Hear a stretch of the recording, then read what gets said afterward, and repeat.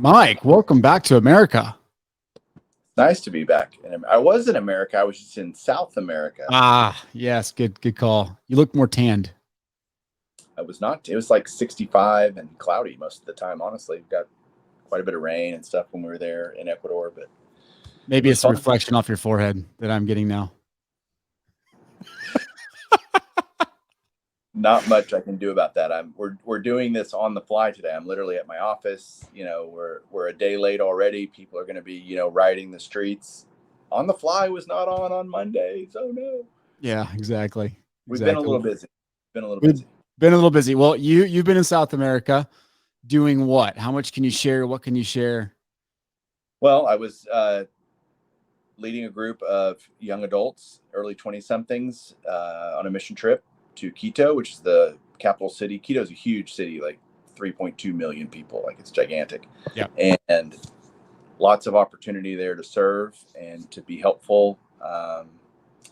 And just had a great time down there. Worked at a Christian school down there during the day, did some kind of just stuff that they needed done around the campuses that they have. They have 2 different campuses. And so we did some painting and some other, just stuff, playing with kids.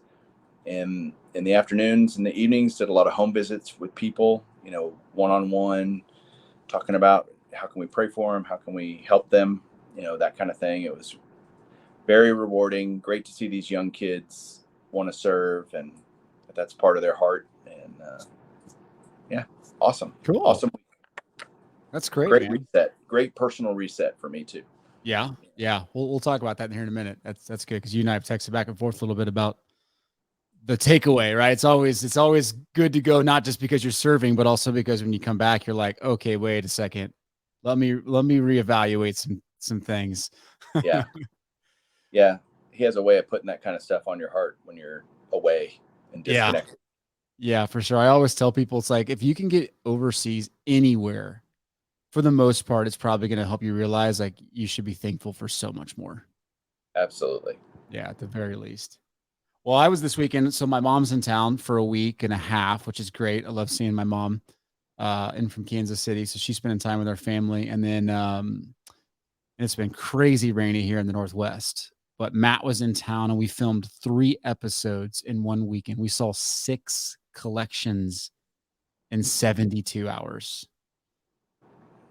That's some incredible stories, man. I can't wait to show some of the stories that we uncovered from people this weekend.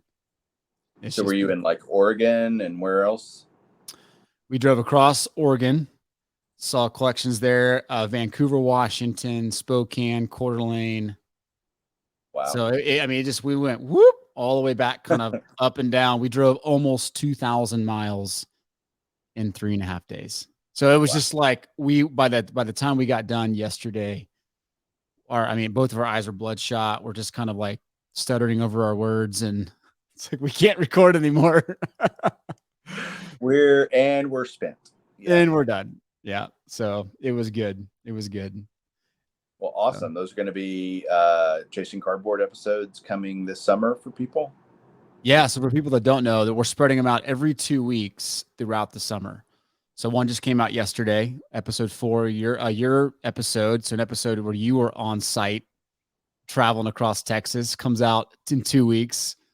And then we have multiple episodes throughout the summer. So yeah, the comments we always get are like, man, I wish you could put out more content. And it's like, I don't think people realize how much work and money and time goes into producing just one episode. It's exhausting. Yeah, we wish we could too.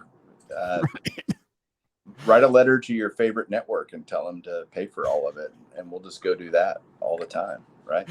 Just fund them and give them all creative freedom to do whatever they want. There you go. Yeah, that's all we want. That's all we want. That's it.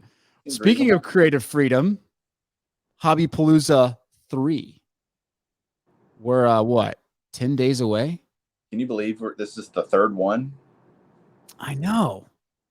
When you told me it was our 3rd one, I was like, no, this is our 2nd. You're like, you're right. This is our 3rd one. You filled it to the max. We talked a little bit last week about it. 2 weeks ago. 2 weeks ago. There'll be a link in the show notes. We'll have a full calendar up probably by Wednesday of this week with everybody and their slots. And it's going to all be on the Bench Clear channel, so you don't have to move around. We're going to be giving away a bunch of prizes, doing raffles. It's just going to be a great weekend as usual. What else do you want to share about the Oh, event? just I'm excited. We got a lot of returning faces that you've seen in the previous iterations of Hobbypalooza. We've got a couple of new guys that are new to the Palooza world, and yeah, I mean it's a community event. It's for everybody. And the feedback we got was, stop making me go around to all these different channels. And not that you won't discover awesome channels, and we hope you do, like by watching these different people, these content creators that are coming onto our network to talk about it. You should go check them out individually, because they have great content on their own, especially if you like them and all that good stuff. So Yeah. I'm just excited. It's going to be a simple format, but awesome. I mean, we've got names like Jeremy Sports Card Live, Dustin Sports Card Dad. Trying to think. I mean, Breaker Culture, Ty. Big names like that. Real big names. Yeah, everybody from Mike O and Papino Man, and all the greatest hits of the YouTube sports card community. So Yeah. Well, and the best part, those are just the host, right? And the hosts are bringing on these guests. And to me, when you see the lineup, you're like, okay, this is cool. But wait till you see the guest people are bringing on. It's just going to be an action packed 30 total hours. Is that where we're at? 30? 24, 20, 25, 25 hours of content for your all live weekend. right here. All stinking live. Yeah. I can't wait for what's going to happen there. So hopefully we can Fun. run that flawlessly. Sorry, I'm watching the market tank here while I'm at work. Is it tanking again? It is now, because we're getting late afternoon. Oh gosh. So you and I went back and forth about this yesterday. It's probably a great segue into something maybe we didn't expect to talk about, but the markets, obviously we're in a recession. Like you would agree, right? Yeah, I know we're going to backward look at data in 2 months, and it's going to show that we are in a recession right now. You don't want to throw that term around loosely, but it's not meant to be scary. It's the reality. The reality. Like, we are.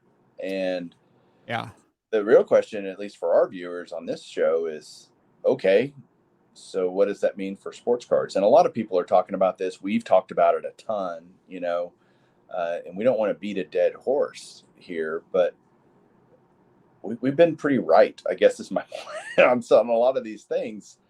Not because we're some geniuses. We've just been around the block. Experience is a wonderful teacher, right? So my experience has told me that this is going to be a rough time for the sports card market. That's what my experience tells me. But you just told me before the show that you had your best month of eBay sales in 6 months. Yeah. So what do you think is the disconnect there? Why do you think that happened?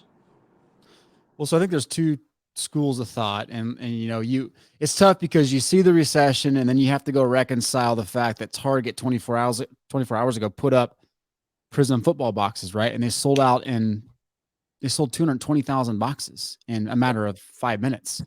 Like you see the crazy economic conditions, and you see that, and you see Mac Jones selling for 100,000, on his 1 of 1.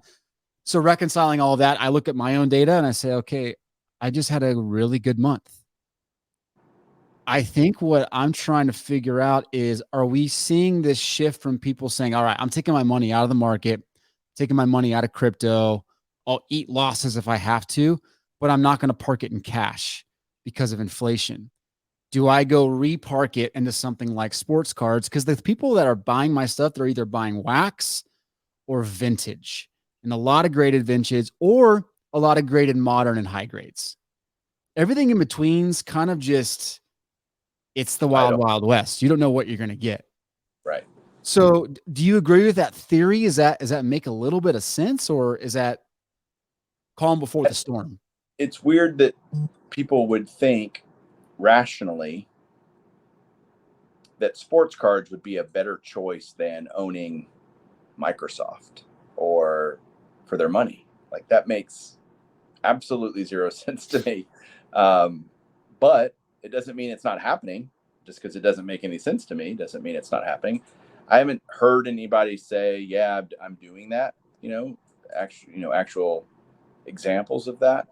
But the money's coming from somewhere, to buy all these boxes on Target or buy stuff in your store and whatever.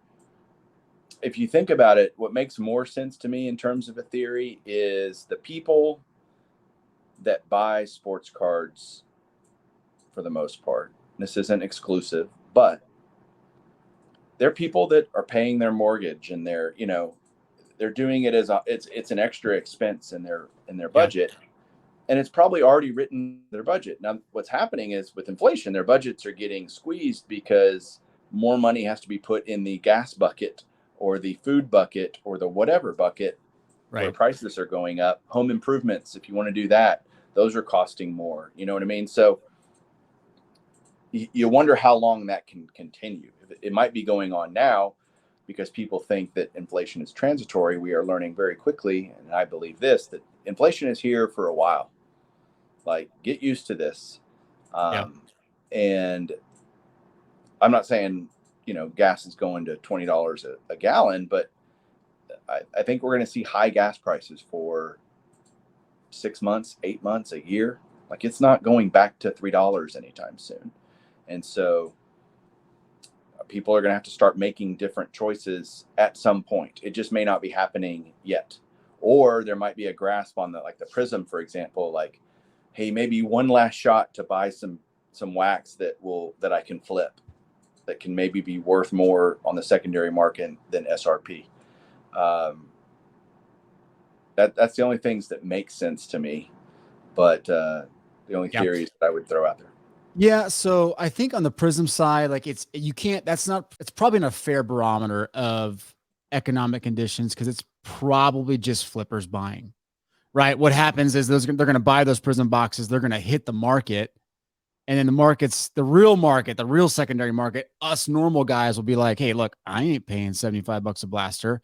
And then the price comes back down. And it's like, okay, there's the real buyer right there. The bots have equalized and they're not making money. I also think there's a lot of truth to maybe look, it's frustrating out there right now. Like the economic conditions, society is frustrating. And I think people gravitate towards sports cars because they enjoy them. Yeah, it's an escape. It's a release Right? for them. It's an escape for them. And that type of buyer will never ever leave. In fact, they might even increase their buying in certain like pieces of the hobby during times like this as a way just to like cope. Like, I Right. hate to think of it that way, but like a lot of people do look at sports cars as coping. That's 100% true. And those, like you just said, that segment of the hobby will never go away. Yeah. And I proudly call myself a part of that segment of the hobby. I don't have a reason to go away. And again, I don't like gas prices any more than anyone else, but I'm still not making a whole lot of different decisions based on where gas prices are, or food prices are. At some point, could that change? For sure, for all of us, at some point, things can change. But yeah, it's just fascinating to just observe, sit back, and kind of watch what's happening. I've been able to get some super cheap stuff, like you said. You mentioned higher end, or graded vintage and some other stuff. The stuff in that middle ground that you were talking about, not wax and not graded vintage. I've seen it. I've been able to pick up. You'll love this. I bought a George Brett PSA 9 84 Donruss, for example, for $5.50 the other day on eBay at auction. It was an auction. I wasn't even going to buy it now. It was just, and nobody else was bidding on it. And people are wondering why the market's going down. It's not that, and this may be true of sports cards. There's a parallel to sports cards. Maybe it's not that there's tons of people selling. It's just that there's no one on the other end to buy it. Yeah. Everybody's going, hold on, let's wait and see how this plays out. At some point, the market will get so cheap that people will have to buy it on those stocks, as well as, I think, on sport. At some point, sports cards are going to get too cheap that even if I saw cards I already have, I'll be like, I can't not buy that. It's too good of a deal. And then just sit on it. and wait. Yeah. Well, and I think, 5, 6, 10 years ago during our last kind of economic cycle, I don't think we had as many people that were willing to buy. I think if anything, the last few years, it's rejuvenated a whole entire piece of the hobby that knows that buying sports cards isn't necessarily a bad thing for your long-term, you know, your long-term holdings, like diversifying your assets, especially guys that are parking money right now. 3 years ago, they might not have thought about going and buying Mickey Mantles, and or guys that bought NFTs and they got burned for the last 18 months are like, wait a second, maybe I do need to hold on to my asset in my fingertips. I'll go put it in something that I know I can hold and put in my safe. Like there's a whole different group of those buyers that are waiting to buy in. So I think the base has just increased for some of that Agreed. stuff. Yeah, NFT market's getting hammered. Hammered. I mean, destroyed. Uh, Not shocking, by the way. Right. Uh, and it felt very faddish to begin with, right? And all fads come to a fiery demise. And here we are. Not other than Gary V, maybe, sitting there going, "Buy your NFTs." I don't know. I don't know Yeah. what he's saying. I don't watch him, but Yeah. I think we're going to have a renaissance of people flooding back to this idea of holding actual assets and working with your hands. I think what we've had this last 5 years is like this get rich quick. I can buy stuff that's kind of out there and you're not really tangible. I don't really understand it. And now people are going to get burned in so many different ways that they're going to have to go back to learning how to work with their hands. And they're going to have to go back to learning how to buy physical assets. It's a great very point. big theory, but No, that's an interesting point. I like it. We're good here for to our throw kids. out big ideas, make you guys think, Yeah. throw it out there into the ether. I thought about that because not because it was some genius idea I had, but I was having a conversation with a guy that we were filming for Chasing Cardboard this weekend. Great collection. Ran a cabinet company for 40 years in the family. And he's like, I've learned that I can work with my hands, work. I can do things people aren't willing to do. And it provides me the income to buy things that other people aren't willing to buy. And I was like, that's such a good point. Like, and it's so, and he referenced like his daughter trying to get in NFTs. And he's like, go work with your hands and earn money to do that first. And then they'll make that purchase like seem like a foolish idea. Right. And it's like that whole idea we've thrown out the window the last few years. And it was refreshing. Now that you say that, my whole idea of found money, right? That concept of found money is so easy to spend, and we're willing to throw it away almost, versus money we had to work for and use our hands and our minds to earn wealth. We're a lot more reluctant to just piss that away on some cockamamie idea. Found money is like, oh, why not take a shot at something completely nonsensical? Because I have nothing in it. I have no skin in the game, like literally and figuratively, right? Yeah. No blood, sweat, and tears into that. So no big deal. If it doesn't work out, who cares? I think all that wealth that was created through that found money idea of stimulus checks, and that's being eroded quickly, right? That's being eaten up in losses that people are having to take on these silly bets that they made. Yeah. Whether it's crypto or meme stocks or sports cards, they bought into all the Zion. Well, why not? I'll buy Zion with all this found money. Yeah. House money, if you want to think about it that way too. Right. Yeah. But now, well, for sure. Ahead. I think it's a great point. Go ahead. I was just going to say, and I'm referencing a conversation you and I had when I was driving back yesterday. And I got this text from multiple people yesterday. Oh my gosh, my crypto's down 18%. I'm really struggling with where to put my money. Should I put it in sports cards? That was a text I got from a really close friend of mine. And it's tough to answer that, right? Because it's like, you can be really specific and probably be really smart. But I called you and I was talking to you about like, okay, do you park it in cash? Like, what's the advice you give? And I'd love to know your thoughts on that so people can hear it. But I guess we'll stop right there. What are your thoughts on that? Do you park it in cash, or if someone called you and said, hey, should I put it in Mickey Mantles? How do you respond to that? Well, I don't want to get into the habit of giving investment advice on this show. For sure. And I'm not. So I'm I'm holding cash for things that I know I'm going to need over the next 6 to 12 months, and I'm just going to wait out the rest of it. It's probably the best way to put it. Why do you need to buy anything else with it? But I'm not holding cash just because I'm scared or just because I'm holding cash that I might need. Yeah. I don't want to put that in something. There is no quick buck. Like people think, oh, there's a quick. Yeah. I'm not saying you can't make a quick buck, but it's simply not the way I think. I'm not always going, ooh, where can I make double my money in 24 hours? For sure. I set that up because the point you made yesterday on the phone was a reminder, guys, most of the wealthiest people, their wealth is generated out of recessions, out of downturns. This is where opportunities will present themselves that you'll never see again until the next massive downturn. Not saying that's in sports cards. It could be in anything, real estate, land, whatever. But just remind yourself, like, this is setting up opportunity for you if you're smart with your money. And you need to have dry powder ready to put capital to work, right? So in terms of sports cards, man, I am like going every dollar I can get for the National, getting ready for that, because I think that's going to be an opportunity. By then, we're 6 weeks away from the National, which is crazy to think about, by the way. I'll be leaving 6 weeks from today to go to the National. And I'm just salivating, licking my lips, licking my chops, getting ready to go. Yeah. And hopefully find some deals. The funny thing is, if I don't, no big deal. I still have the powder, right? I'm not just going to spend money to spend money. But if there are some opportunities that present themselves, I want to be ready to act on that. Are you trying to sound 20 years younger by using the term powder?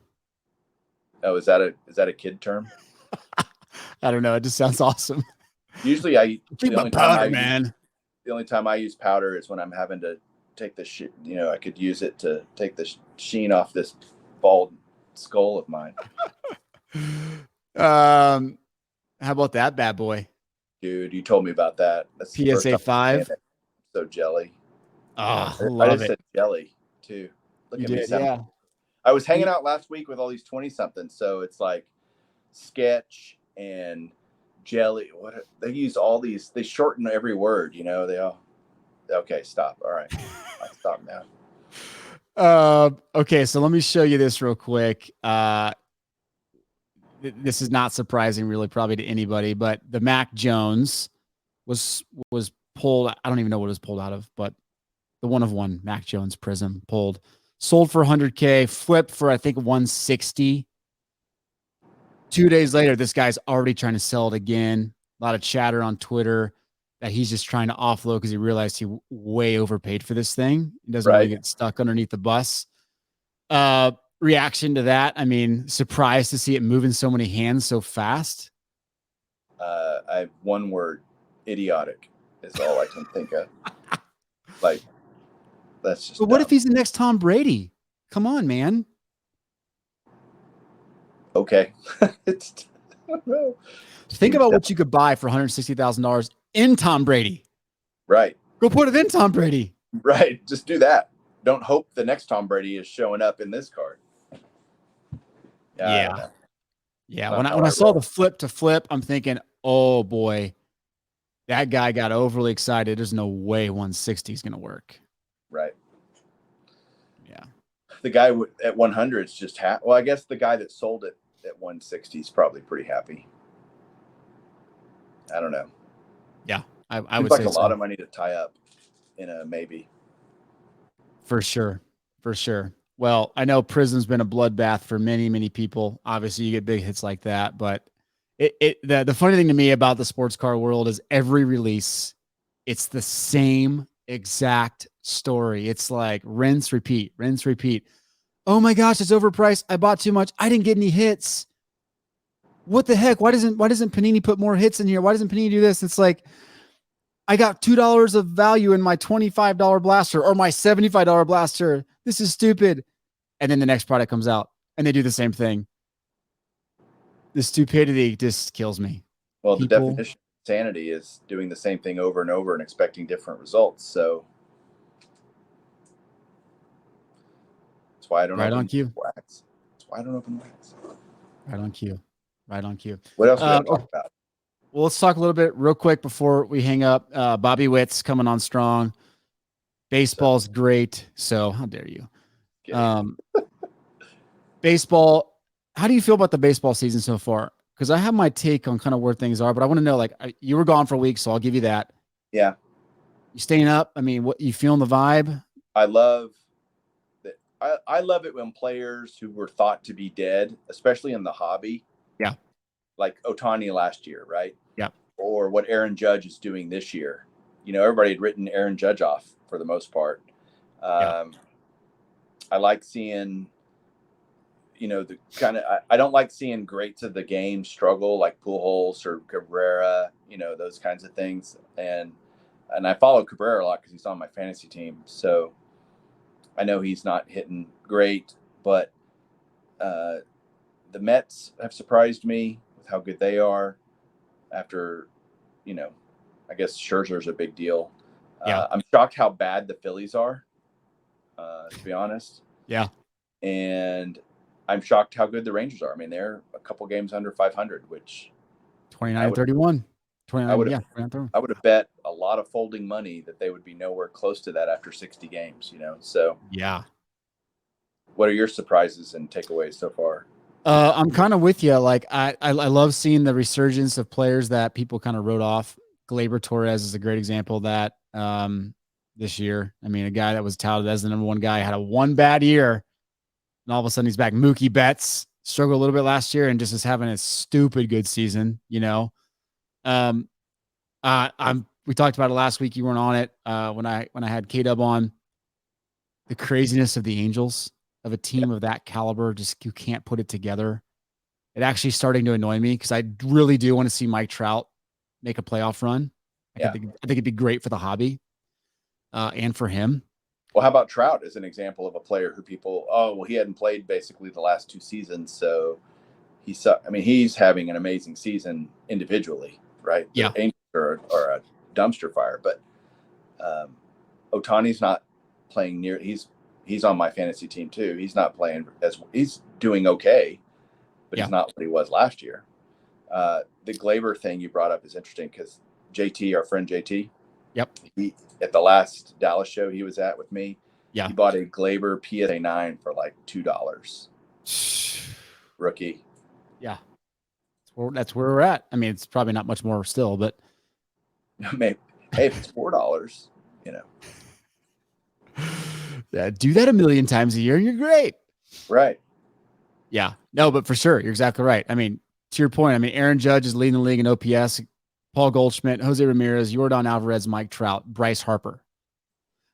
The fact that Bryce Harper gets so much like hate still cracks me up. So you'll love this. I'm at a collection buy this weekend and I find 2, not just 1, but 2 Bowman Chrome rookie refractors of Bryce Harper. You know, number to 300. Great cards. I mean, really hard to find. And the guy kind of knew like Bryce Harper was just kind of mediocre still. That's what at least his perception was. And so I was able to get a pretty good deal. Yeah. And I'm thinking, man, he's actually not mediocre at all. Right. MVP. Now he's number 6 in OPS, and he's like ramping right now, batting .318. And the give me all the Bryce Harpers all day long. And the team's terrible, right? If he had a good team around him, he could be doing even better. I love. So it was Judge. Who else? Goldschmidt, which is another great story. Arenado's playing great. You know, you have these guys that are, you know, in that 8 to 10 years in the league. Like, that's where you might want to think about buying some cards of these guys. You know, for sure. Yeah, I mean, Jose Ramirez gets, I mean, absolutely zero love, probably because he's in Cleveland. He's raking this year. Yeah. Very interesting. I was just going to say, you know, I think from a viewership perspective, I haven't been quite as in tune. I listened to almost every Royals game, so there's that. I always do that, but like paying attention to everything else, I would say it's a little bit more toned down for me this year, and I can't quite put my finger on why. Maybe it's all the other distractions. That's probably it. But I didn't know if anyone else was feeling that, almost like it wasn't quite as exciting this year. I don't know. Throwing it out there. Yeah. Well, put your comments down. Tell us what you think. Yeah. Doesn't mean the entertainment value is not as high, because I think it probably is, but and maybe we just need the summer to kick into full gear, sun to be shining for us to be ready to watch only baseball. Yeah, we'll get through the basketball finals. You got the Warriors won Game 5 last night, right? So yeah, they might close it out. Once that's done, hockey playoffs. Not that many people watch the hockey playoffs anymore, but yeah, get that done. Only baseball. Well, then you'll be ramping up for football, right? Then we'll have training camps right around the corner. yeah. In closing, I'm realizing that I missed a massive opportunity for our episode today. Yeah. We should have been representing a sunglasses brand so people don't go blind at this reflection off your forehead.